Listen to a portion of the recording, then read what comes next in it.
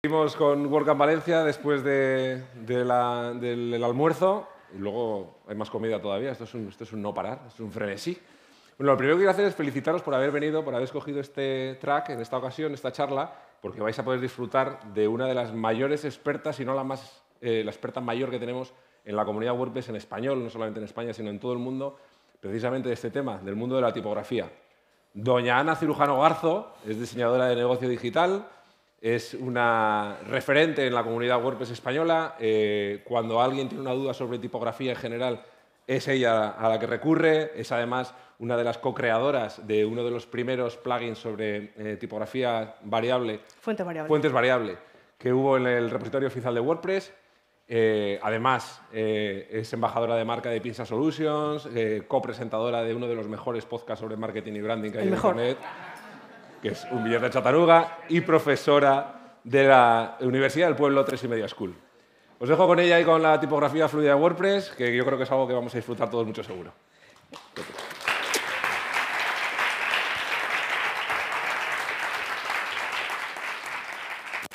És que ricasco, Pablo. Molt bon dia, moltes gràcies per venir al track 2. Espero que vos agrade esta xerrada. Ay.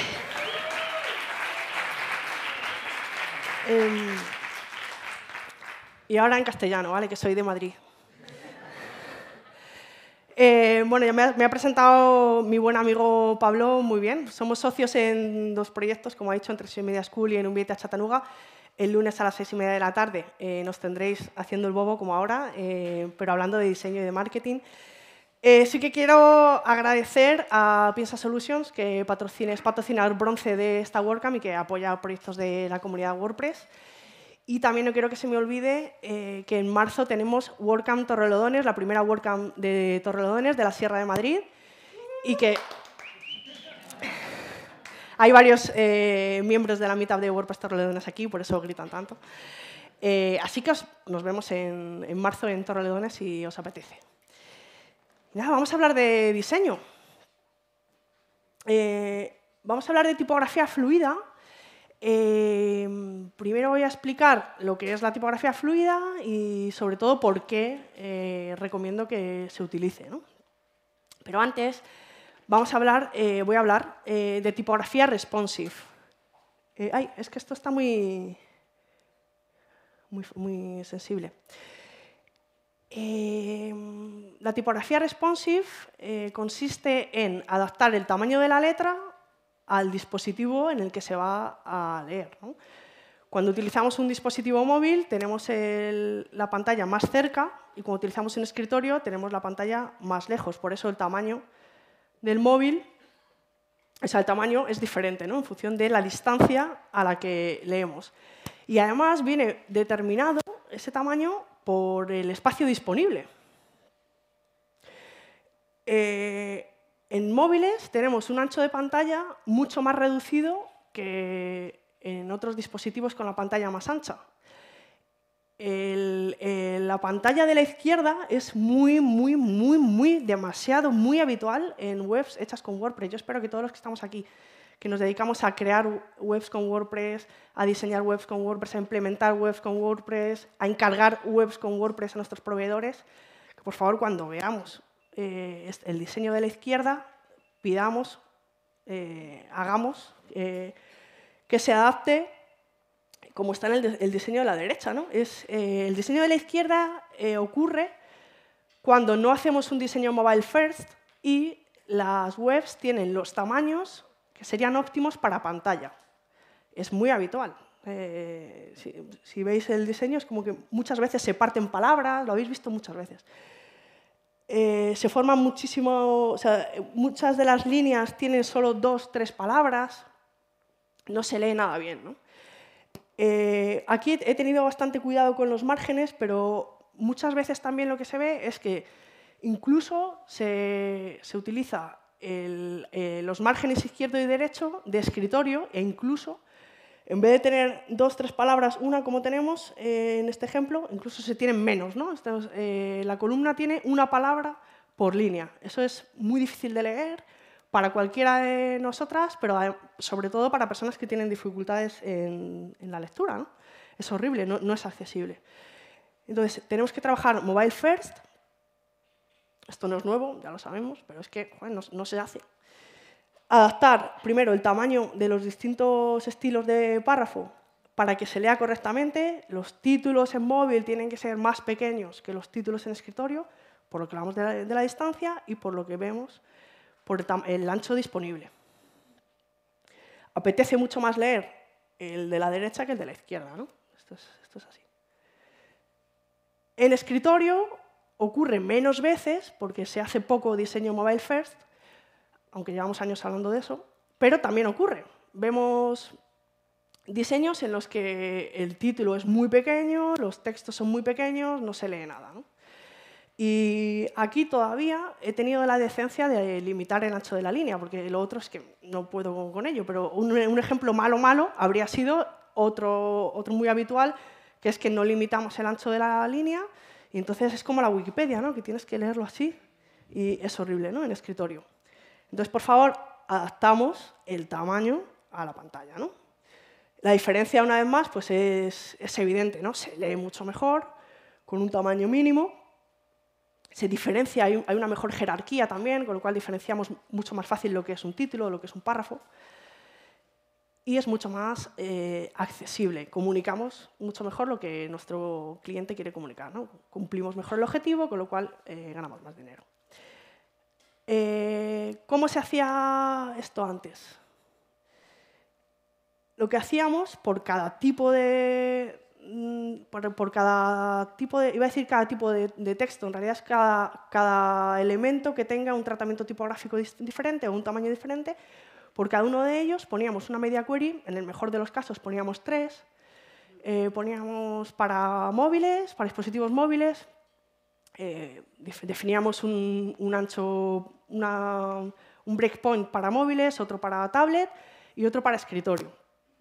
Esto por cada uno de los estilos, ¿no? De los tipos de texto, ¿no? De elementos. Y lo hacíamos así, ¿no? Esto era tipografía responsive, ¿no? He hablado de esto muchas veces, ¿no? Y todos lo hacíamos así, todos nosotros. ¿Qué ocurre? Que esto, además de ser mucho trabajo, tiene mucho código. Ay, perdón, es que es muy sensible. A ver. Bueno, quiero ir para atrás. Ahora, aparte de ser mucho trabajo, muchas líneas de código que afectan a la performance, porque ya sabemos que cuanto menos código mejor, aparte de eso, claro, se producían saltos.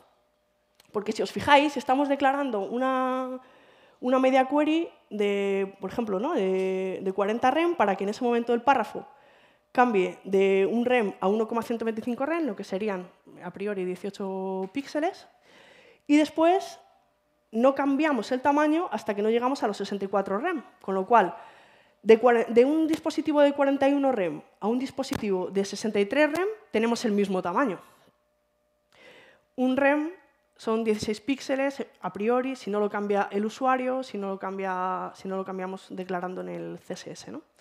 Lo mejor es nunca declarar estos valores en píxeles, declararlos en rem, para que sea una unidad relativa, sobre todo a lo que el usuario en última instancia declare en su navegador. Ya sabéis que en el navegador podemos decir tamaño grande, tamaño pequeño. Tenemos que dejar a las personas que necesitan verlo más grande o más pequeño que lo adapten, ¿no? Por eso siempre declaramos todos los tamaños en rem, para que cuando hacemos zoom o cuando cambiamos el tamaño del navegador, eso responda, ¿no? Y no esté fijo. O sea, nunca declaramos en rem.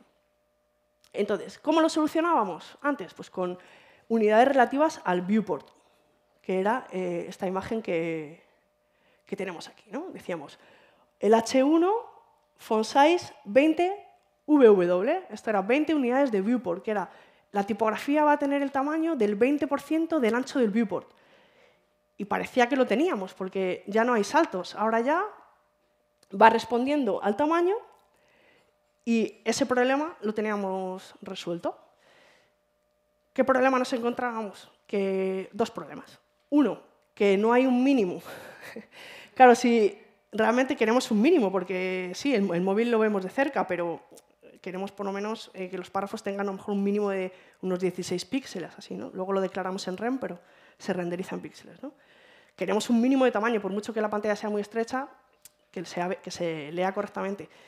Y queremos un máximo, porque nosotros, como hemos visto antes, limitamos el ancho de la línea a un ancho máximo de ese contenedor que contiene el texto, pero el viewport, la ventana gráfica, el dispositivo, tiene una ventana mucho más grande. Entonces, si no limitamos el máximo del tamaño, al final se nos va a ir el tamaño de letra demasiado grande, ¿no? Con lo cual, esto tampoco nos resolvía. Y luego, el segundo problema con el que nos encontrábamos era que si el tamaño es relativo al dispositivo, al ancho del viewport, no estamos teniendo en cuenta al usuario. Cuando nosotros modificábamos el tamaño en la configuración del navegador, personas con necesidades de accesibilidad, para verlo correctamente, o si lo declarábamos por CSS, siempre, o sea, no atendía a lo que el usuario decía, porque solo atendía al ancho de la ventana, con lo cual no nos vale por ningún lado. Es muy efectista, muy chulo, muy bonito, pero no nos valía, ¿no? Siempre teníamos que utilizar la función calc para multiplicar, sumar este valor por alguna unidad relativa para que así se hiciera relativo, pero seguíamos teniendo el problema de los mínimos y los máximos. Y llega la tipografía fluida. Esto no es nuevo. Yo creo que la primera vez que hablé de tipografía fluida con Mauricio Helves, que somos los dos muy frikis del CSS y de hacer las cosas con buenas prácticas, y nos hablábamos por WhatsApp. Digo Mauricio, que es también ponente en esta WordCamp. ¡Ey, mira, tío, que sale la función clamp y mira lo que podemos hacer! ¡Wow! Y era como, nos vamos de copas esta noche, ¡wow! Que tenemos la función clamp. Y los dos ahí flipados. Yo creo que esto fue igual hace 4 años, ¿vale? O sea que no es nuevo. Esta charla sí que os trae novedades, pero no, la novedad no es la tipografía fluida concretamente, ¿vale? ¿En qué consiste la tipografía fluida? Pues justo lo que necesitamos. Es accesible porque tiene unidades relativas, y le podemos indicar unos mínimos y unos máximos. Si veis, hay un momento en el que la tipografía tiene el mismo tamaño hasta que le indicamos que pare de crecer o pare de disminuir. Ahora sí lo tenemos. Es accesible, tiene mínimos, tiene máximos. Pero, claro, tenemos otro problema, yo diría cognitivo para el maquetador, porque así a priori no hay quien entienda la función clamp, ¿no? Hace lo que os acabo de decir, ¿no? Multiplicaciones para que sean unidades relativas, para que sea accesible, y luego establecer unos mínimos y unos máximos. Es la primera vez que utilizo el puntero en una charla, la verdad que es bastante guay. Estáis muy serios, yo creo que es muy técnico y os estoy volando la cabeza, ¿no? Os estáis enterando perfectamente, muchas gracias. Tenemos el mínimo, que sería 2 rem, luego un cálculo que tiene en cuenta la ventana del navegador, veis que aquí utiliza las unidades de viewport, y lo mezcla con unidades relativas para que esto sea accesible. Vamos a quedarnos con eso. Pero esto ya os digo que tiene en cuenta lo que antes hacíamos con las media queries, ¿no? De limitar el ancho del contenedor. Y después tenemos aquí, a ver, que me voy. A ver, que no se ve. Bueno, el 2rem, este que está después del segundo calc, o sea, del primer calc, este. El 2rem sería el tamaño ideal y el 4rem el tamaño máximo. Bueno, más o menos podemos ver un poco de qué va, pero afortunadamente tenemos herramientas que nos lo ponen mucho más fácil. Para cada elemento al que queramos declarar un tamaño, podemos usar esta herramienta. Ya sabéis que todas las presentaciones de la WordCamp las compartimos. Ya sabéis que los vídeos en WordPress TV y las presentaciones también siempre están enlazadas, o sea que lo vais a tener. Yo tengo en esta presentación enlaces a todo, ¿vale? Siempre que hay algo, hay un enlace para que vayáis a la herramienta y tal. En esta herramienta pues, nos lo pone muy fácil, ¿no? Decimos que no usamos píxeles, usamos rem, el selector que queremos utilizar, la propiedad, el tamaño mínimo, tamaño máximo, las unidades del viewport que queremos considerar y que queremos usar la función clamp. Y ya nos devuelve la función clamp para que, sin tener por qué saber por qué suma, por qué resta, por qué multiplica, podamos usar esta función. Esta está muy bien, pero me gusta más esta otra, porque además viene con esta gráfica tan chula que nos dice cuándo el tamaño se mantiene constante, cuándo cambia el tamaño y cuándo se vuelve a mantener constante otra vez, ¿no? En función del ancho del viewport y el tamaño. A los que nos gusta la visualización de datos, pues así se entiende pues, mucho mejor, ¿no? Hay enlace en la presentación, como digo, a la herramienta. Y esta herramienta, la tercera, es la mejor de las tres, porque además de devolvernos el código CSS que necesitamos implementar, nos hace la escala tipográfica. Porque, claro, la otra herramienta teníamos que ir uno por uno con todos los valores, el H2, este mínimo, este máximo, en función del dispositivo. Pero, claro, luego decimos el H3, este mínimo y este máximo. Bueno, este mínimo y este máximo, ¿en función de qué? Un maquetador tiene que mirar el diseño en Figma y ya está, no tiene que pensar nada, pero el diseñador sí que tiene que declarar esos valores, ¿no? Para luego ponerlos en Figma. Con lo cual, si estamos en la fase de diseño, sí que necesitamos, o sea, nos viene muy bien esta herramienta para que nos ayude a no solo a establecer un mínimo y un máximo de tamaño para luego ponerlo en Figma, sino también, o en Penpot, en Figma o en Penpot, tengo que decir que Penpot es open source, también nos va a ayudar a definir la jerarquía tipográfica. Luego, en nuestro diseño por contexto, siempre los diseñadores adaptamos un poquito para que cuadre bien, pero no siempre nos basamos en la escala para que haya una armonía entre unos tamaños y otros, ¿no? Y definir una buena jerarquía tipográfica. Pues esta herramienta, que de nuevo tenéis un enlace en la presentación, es fantástica porque nos cubre todo. Aún así, pues claro, es mucho trabajo, ¿no? Tenemos que hacer todo esto y después tenemos arriba a la derecha, no lo veis, pero nos devuelve el código CSS, ¿no? Pero bueno, aún así tendríamos que utilizar ese código CSS para poder implementarlo, ¿no? Entonces, ahora viene la novedad, ¿no? Lo que os avanzaba que voy a explicar que es nuevo, y es que podemos utilizar tipografía fluida en WordPress de una manera mucho más sencilla. Claro, tengo que decir que es sencillo para los maquetadores, desarrolladoras, no para el usuario final. Vamos a ver que hay cierta limitación todavía, pero bueno, vamos avanzando. Ahora os explico más. Requisitos para poder utilizar la tipografía fluida. Tenemos que utilizar un tema basado en bloques o un tema que utilice el Full Site Editing, porque necesitamos editar el theme.json, ¿vale? Y tenemos que tener la versión 6.1 de WordPress o el plugin de Gutenberg, que ya sabéis que el plugin de Gutenberg siempre implementa antes las nuevas funcionalidades que después aparecen en la última versión de WordPress, ¿no? Lo que hacemos es, bueno, tenemos también que activar la tipografía fluida en el theme.json de nuestro tema. Esto es Full Site Editing. Tenemos que decir en Settings, Typography, Fluid, True. Y ya con eso nos va a hacer caso el tema de que queremos utilizar tipografía fluida. Y después, bueno, para obtener WordPress 6.1, hoy en día, si queréis ya mañana por la mañana, ya sé que estáis deseando probarlo en vuestros sitios, podéis utilizar el hosting gratuito de Piensa Solutions, que está fenomenal. Tenéis que instalar el plugin de WordPress Beta Tester, que por si no lo conocíais sirve para testear la última versión de WordPress antes de que salga. Podéis descargar directamente la versión, bueno, pone RC1, pero ya ha salido esta semana la RC2, que lo he corregido abajo y se me ha pasado arriba. O esperar al día 1 de noviembre, que es Halloween, y que sale la nueva versión de WordPress, que es la que trae esta nueva funcionalidad de tipografía fluida con esta facilidad, ¿no? Y aquí, bueno, claro, dices, bueno,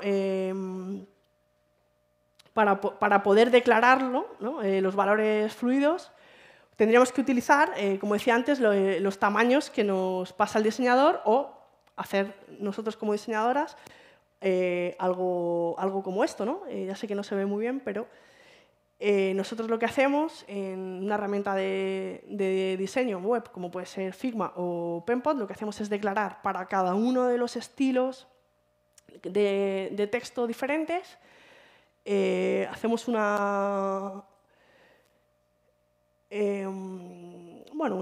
hacemos ¿cómo se dice? Un sistema de diseño, ¿no? La tipografía del sistema de diseño, y lo hacemos para los tamaños de móvil y para los tamaños de escritorio. Móvil, escritorio, dependiendo del ancho de pantalla, ¿no? No solemos ya diseñar los tamaños para tableta. Como ya es tipografía fluida, el tamaño de tableta será el que, ¿no? Es como una interpolación, como cuando hacíamos animaciones. Pues el tamaño que esté en medio pues será... la tablet es la más olvidada, ¿no? Ya no solemos tenerlo en cuenta, pues el que pille entre uno y otro, ¿no? Entonces declaramos unos estilos para móvil y unos estilos para escritorio. Y cada uno de los... porque los separamos pues, también para dar los tamaños concretos, también tienen pues, sus propios pesos, su propio interletrado, etcétera, etcétera. Y cada uno tiene también su propia escala tipográfica, ¿no? Lo que hablábamos antes de hacer una jerarquía, una escala modular, ¿vale?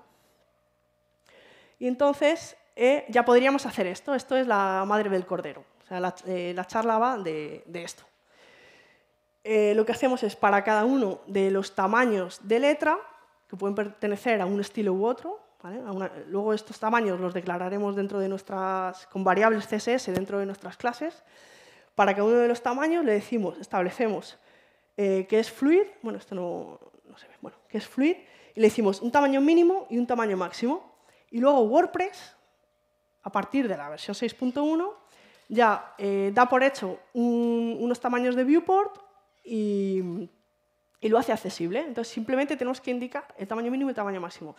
La maquetadora, la persona maquetadora, mira el diseño de Figma, ve el valor que teníamos arriba de todos los móviles, ve el valor que teníamos abajo para todo el escritorio y va diciendo mínimo, máximo, mínimo, máximo, mínimo, máximo. Y ya lo tendríamos. Así de simple. ¿Cómo lo ve el usuario? Lo que decía antes, que está un poco limitado. Puede ver, el usuario establece el tamaño que necesite para cada... El usuario me refiero al admin de la web, ¿no? al editor, el usuario del back, ¿no? Del usuario del admin, no el usuario final visitante, sino el usuario que está construyendo el sitio. Establece un valor y automáticamente se establece la tipografía fluida, ya se establece un mínimo y un máximo, ¿vale? También para los tamaños que podemos meter a mano, ¿no? Sabéis que en Gutenberg ahora, en la última versión, se puede meter también el tamaño a mano. Tiene limitaciones, ¿no? Como ya adelantaba. Claro, si nosotros solo introducimos en el theme.json el tamaño mínimo y el tamaño máximo, ¿qué pasa con el resto de valores? Pues que WordPress los da por hechos. No es configurable. No podemos declarar en el archivo ni el ancho ni el mínimo de la ventana. Cuando no hay un ancho ni un mínimo, se lo inventa. Y tampoco podemos decir la ratio, ¿no? Está la ratio decidida y no podemos cambiarlo, ¿no? Con lo cual, si tenemos un diseño en Figma, no podemos hacerlo exactamente igual porque no podemos tener en cuenta la ratio. O sea que si está muy detallado el diseño que hemos recibido, quizá haya algunas variaciones. Y luego, claro, cuando hablamos de tipografía responsive o fluida o que se adapta al dispositivo, no solo tenemos en cuenta el tamaño de la letra. El tamaño de la letra es lo primero que se declara cuando estamos diseñando un texto, pero después, en función del tamaño, declaramos un line height y un letter spacing. Y eso también tendría que ser fluido para cada uno de los tamaños. Entonces, ¿qué hacemos con estas limitaciones? WordPress es open source. WordPress lo hace la comunidad. ¿Quién es la comunidad? Nosotros. Y nosotras. Nosotras, que ya sabemos lo importante de la tipografía fluida para que sea accesible, para que haya una buena experiencia de usuario, podemos contribuir a mejorar esto, ¿no? Sobre todo si somos unos ninjas del CSS. Ya hemos comprendido la importancia y ahora podemos ir a GitHub, al proyecto Gutenberg, enlace directo en la presentación, seleccionar la etiqueta de Feature Typography y contribuir. Decir, oye, que falta el line height, podríamos hacerlo de esta manera. Y el letter spacing también tendría que ser fluido. Podemos contribuir, ¿no? En GitHub es donde se tienen estas issues, estas propuestas, que podemos dar nuestra opinión y aportar las mejoras necesarias para que esto sea pues, mucho más amigable, que sea más configurable, que incluso podamos hacerlo más no-code, ¿no? Porque veis que, que antes era mucho más difícil, ahora cada vez es mucho más fácil, pero claro, todavía estamos en un perfil de maquetador, ¿no? O maquetadora. No tenemos un perfil no-code que sin necesidad de código podamos establecer esta tipografía fluida, ¿no? Pero estamos avanzando. Así que, bueno, ya lo siento porque tenéis todos la responsabilidad de mejorar la tipografía en WordPress porque ya tenéis el conocimiento, ¿no? Así que, bueno, os pido disculpas, pero es así. Y muchas gracias. Esto es todo.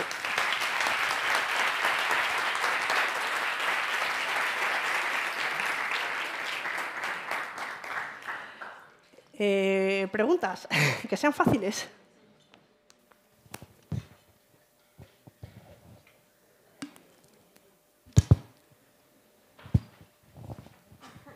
Sí, probando, vale. A ver, WordPress 6.1. Ay, sí, digo, ¿quién habla? WordPress 6.1. Sí. Gutenberg. Con los Classic Themes, aunque WordPress esté basado ya en bloques, ¿cómo lo tenemos? ¿O cómo lo tendremos?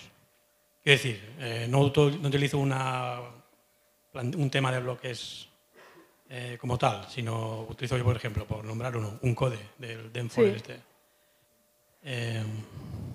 Tienes que hacerlo a la vieja usanza. Si utilizas viejas herramientas, tienes que continuar con... O sea, con Classic Themes no hay posibilidad en principio. Utilizando el plugin de Gutenberg, claro, pero... gracias, sí, me dice don Nawai Badiola, que es un ninja de la maquetación, que sí que se puede utilizar el theme.json en un tema que no sea de bloques. ¡Qué interesante! Eso es. Por la retrocompatibilidad, ¿no? Bueno, sí, de WordPress. Sí. Así, Nawai, Sí. por favor. ¿Se oye? Sí.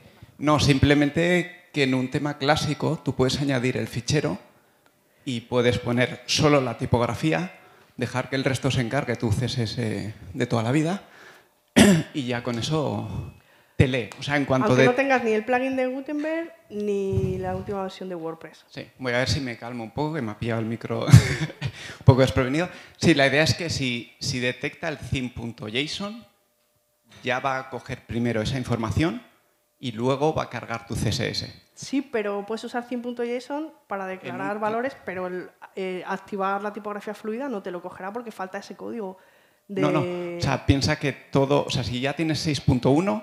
Vale, si tienes vas a 6.1... ver, va a ir al theme.json, o sea, si hay un theme.json, va al theme.json. Lee si typography fluid is true y ¿Sí? entonces ya va a mirar todos los parámetros que hayas puesto, que lo puedes hacer igual que lo decía Ana. Entonces, la idea de meter esta retrocompatibilidad o esta combinación es que la gente que ya quiere empezar a utilizar el theme.json, pero le da palo pasar a los temas de bloques, pueda empezar a hacer este tipo de cosas. Me parece que es una de las mejores ideas. Yo he leído en la documentación que ese era uno de los requisitos, pero puede ser que también cuando yo preparé la charla fuera así y que ahora, unas semanas después... sí, bueno, claro, yo como creo temas y demás, voy un poco estás más al día y como tengo también... Bueno, invito mucho a la gente que crea temas para clientes que utilizan el theme.json porque ya es compatible desde hace un par de versiones de WordPress, ya puedes utilizar un tema clásico y un theme.json. Y puedes utilizar solo lo que te interese del theme.json, no tienes que declararlo del todo. Aunque el resto de archivos del tema no sean ni HTML, ni nada. Tú puedes tener tu tema clásico de siempre. Eso es, con ficheros. Incluyes el theme.json con la última versión de WordPress. Eso sí. Y puedes aprovechar esto. Correcto. Vale, entendido. Muchas gracias. Genial. He dicho preguntas fáciles.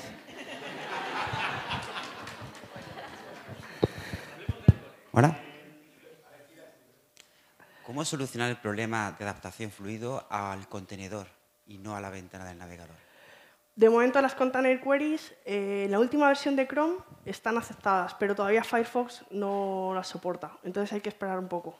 mi recomendación es que esperemos, pero es usando container queries, pero que todavía no se puede hacer en producción.